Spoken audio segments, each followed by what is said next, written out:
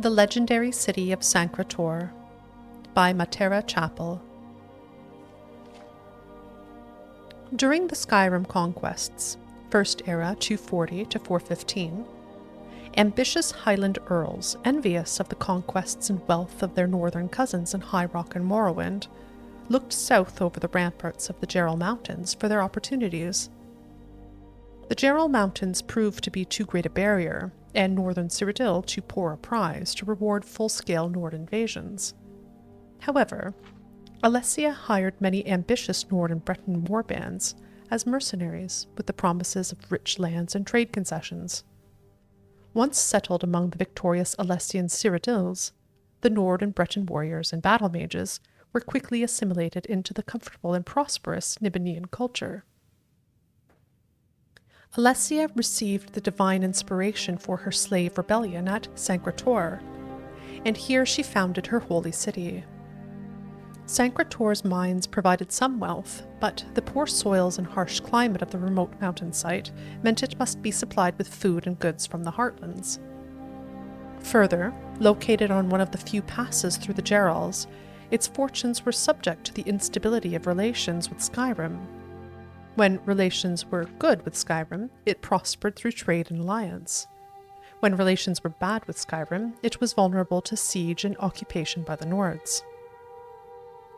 With the decline of the Alessian Order, circa First Era 2321, the seat of religious rule of Cyrodiil moved south to the Imperial city, but Sancre Tor remained a mountain fortress and major religious center until the rise of the Septon dynasty.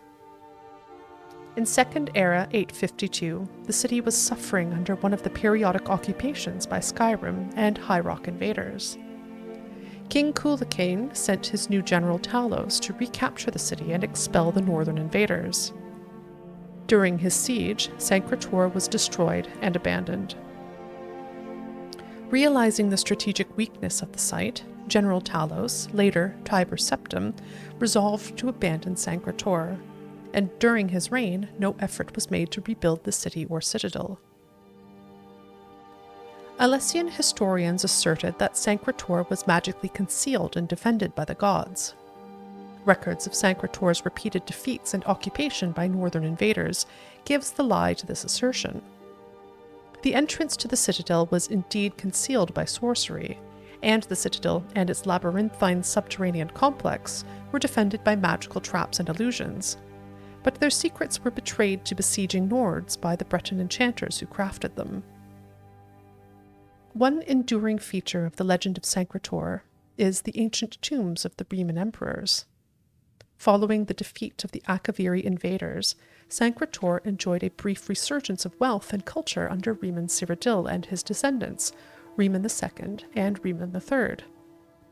Tracing his ancestry to Saint Alessia, and following the tradition that Saint Alessia was buried in the catacombs beneath Sancre Tor, footnote 1, Riemann built splendid funerary precincts in the depths of the ancient citadel underpassages.